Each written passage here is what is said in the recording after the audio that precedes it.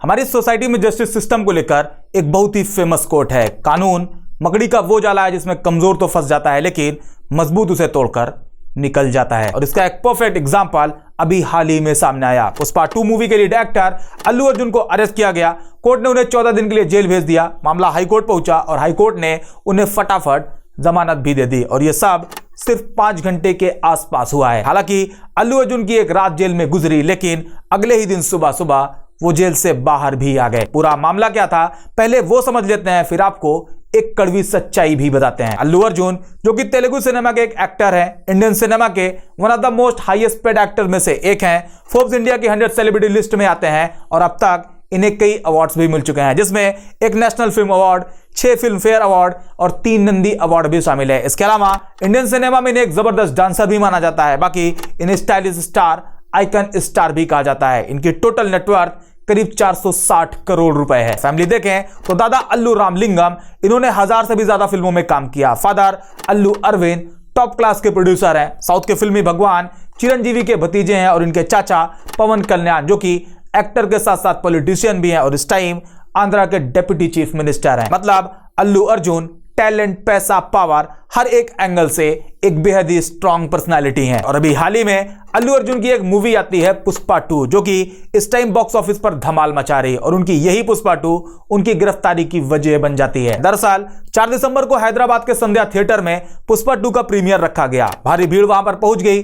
Police के मुताबिक रात के करीब 9:30 बजे अल्लू अर्जुन बगैर इन्फॉर्म किए वहां पर पहुंच जाते हैं। चूंकि भीड़ ज्यादा थी और वो अल्लू अर्जुन को देखकर उनकी तरफ टूट पड़ी और इस चक्कर में वहां पर भगदड़ मच गई और उस भगदड़ में एक 39 साल की लेडी जिनका नाम रेवती था, वो अपनी फैमिली के साथ वहां पर गई हुई थी। वो उस भगदड़ के चपेट में आ गई और इलाज के दौरान उनकी मौत हो गई जबकि उनके एक 9 साल के बेटे को सीरियस इंजरीज आई। अगले दिन 5 दिसंबर को हैदराबाद पुलिस स्टेशन में इसे लेकर शिकायत डाली गई और इस पूरे भगदड़ के लिए मैनेजमेंट को जिम्मेदार बताया गया। फिर अगले दिन 6 दिसंबर को अल्लू अर्जुन सामने आते हैं और रेवती की मौत के बदले 25 लाख रुपए देने की बात कहते हैं। चूंकि एफआईआर हो चुकी थी ऐसे में एक्शन तो होना ही था। और 9 दिसंबर को थिएटर के partner M Sandeep, manager Nagaraju और एक एम्प्लॉई विजय चंद्र को अरेस्ट कर लिया गया। लेकिन मामला यहीं पर खत्म नहीं होता। 12 दिसंबर को अल्लू अर्जुन तेलंगाना हाईकोर्ट में एक याचिका डालते हैं जिसमें इस पूरे मामले से उनका नाम हटाने की अपील करी जाती है। नाम हटता या नहीं यह बात की बात होती है लेकिन उससे पहले ही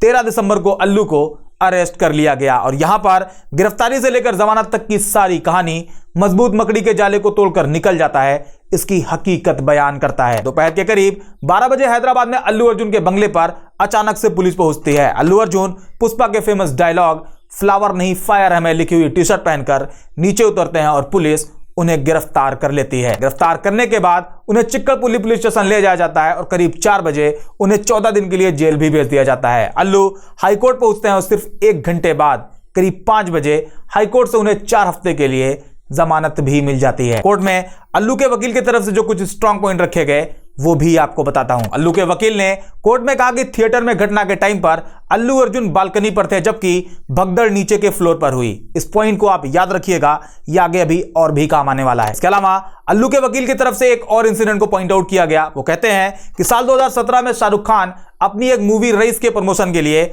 बाई ट्रेन मुंबई से दिल्ली जा रहे थे। गुजरात के बड़ोदरा स्टेशन पर उन्हें देखने के लिए भारी भीड़ जमा हो गई। शाहरुख भीड़ के बीच कुछ स्माइली बॉल और टी शर्ट फेंक देते हैं और इसके बाद वहां पर भगदड़ मच जाती है और उस भगदड़ में एक इंसान की मौत हो जाती है। वकील ने तर्क दिया कि शाहरुख पर भी एफआईआर हुई लेकिन अप्रैल 2022 में गुजरात हाईकोर्ट ने इस केस को ही खारिज कर दिया। इस 2 पॉइंट के अलावा और भी तर्क रखे गए बट फाइनली अल्लू अर्जुन को कोर्ट से जमानत मिल गई। अब आपको लगेगा यार वकील साहब ने तो सही ही कहा है, ऐसे में जमानत मिलनी ही थी, केस में कोई दम ही नहीं था और जाहिर सी बात है मौत तो भगदड़ की वजह से हुई है। अल्लू अर्जुन ने थोड़ी ना किसी को मारा है। आप यहां तक सोचें उससे पहले भगदड़ की एक और स्टोरी जान लें। ये फेस आप जरूर जानते होंगे, नाम है भोले बाबा। इन्हें नारायण साकार हरि भी कहा जाता है, हालांकि इनका असली नाम है सूरजपाल सिंह। 2 जुलाई 2024 को बाबा यूपी के हाथरस में ऑर्गेनाइज एक सत्संग में पहुंचते हैं। ऑर्गेनाइजर का कहना था कि करीब 80,000 लोग आएंगे लेकिन सत्संग में लोग आ जाते हैं करीब 2 लाख। खैर सत्संग पूरा होता है, बाबा वहां से निकलते हैं और कहा जाता है कि लोग बाबा के चरणों की धूल लेने के लिए टूट पड़ते हैं और इस चक्कर में वहां पर भगदड़ मच जाती है। दूसरी थ्योरी बताती है कि बाबा के जाने के बाद भीड़ भी निकलना शुरू करती है। चूंकि भीड़ ज्यादा थी और निकलने का रास्ता छोटा था, ऐसे में वहां पर भगदड़ मच गई। हालांकि वजह कुछ भी हो, लेकिन इस भगदड़ में 121 लोगों की जान चली गई, जिसमें मोस्टली औरतें और बच्चे होते हैं। FIR होती है, बाबा भाग जाते हैं, सर्च ऑपरेशन चलता है, लेकिन बाबा पकड़ में नहीं आते। पुलिस इस मामले में 3200 पेज की चार्जशीट फाइल करती है, जिसमें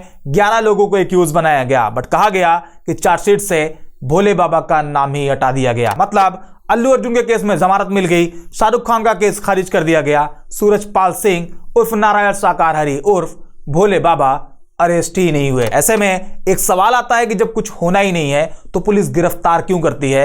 उन्हें करना ही नहीं चाहिए। तो ऐसा बिल्कुल भी नहीं है, बल्कि पुलिस गिरफ्तार कर सकती है और उसके लिए बाकायदा कानून बने हुए हैं। पुलिस एक्ट 1861 के सेक्शन 30 के मुताबिक अगर कोई इंसान कोई इवेंट ऑर्गेनाइज करता है तो उसे SDM को एप्लीकेशन देकर उसकी परमिशन लेनी पड़ेगी और उन्हें यह बताना पड़ेगा कि उस इवेंट में कितने लोग आने वाले हैं, ताकि पुलिस उस भीड़ के हिसाब से सिक्योरिटी इंश्योर कर सके। इसलिए ऐसा बिल्कुल भी नहीं है कि कुछ होता नहीं, होता है, लेकिन बस वही मकड़ी का जाला, कमजोर और मजबूत वाली कहानी। हालांकि अगर थोड़ा सा और पोलाइटली देखें तो पिछले कुछ टाइम पहले एक लाइन खूब रिपीट करी जा रही थी। फॉर्मर CJI जस्टिस चंद्रचूड़ एक इवेंट में कहते हैं, bail is the rule, jail is the exception. Jail एक अपवाद है, जमानत एक नियम है। वो कहते हैं मैंने A से लेकर Z तक को बेल दिया, मतलब अर्नब से लेकर जुबैर तक।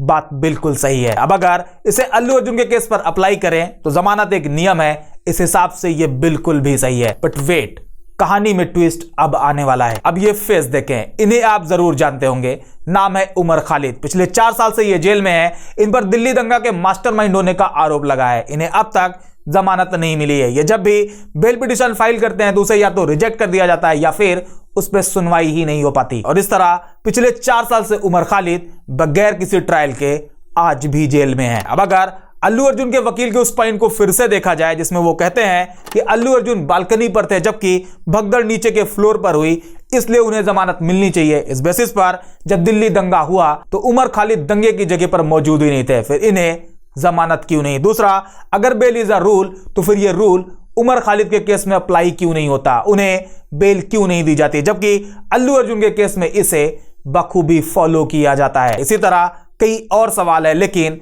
शायद जवाब एक ही है। कानून मकड़ी का वो जाला है जिसमें कमजोर तो फंस जाता है लेकिन मजबूत उसे तोड़कर निकल जाता है। अल्लू अर्जुन, शाहरुख खान, ये बड़े लोग हैं, पावर है, पैसा है, हर तरह से मजबूत है, जबकि उमर खालिद कमजोर है। ना ही उसके पास पैसा है, ना ही कोई स्ट्रांग फैमिली बैकग्राउंड और ना ही कोई पॉलिटिकल सपोर्ट। और जहां अल्लू अर्जुन सिर्फ 5 घंटे में गिरफ्तार भी होते हैं और जमानत भी मिल जाती है, वही उमर खालिद पिछले 4 साल से आज भी जमानत के इंतजार में है। उम्मीद करते हैं ये बात आपके समझ में जरूर आई होगी। अगर हाँ तो लाइक और शेयर जरूर करें, बाकी कमेंट में अपने विचार जरूर बताएं। मिलते हैं नेक्स्ट वीडियो में एक और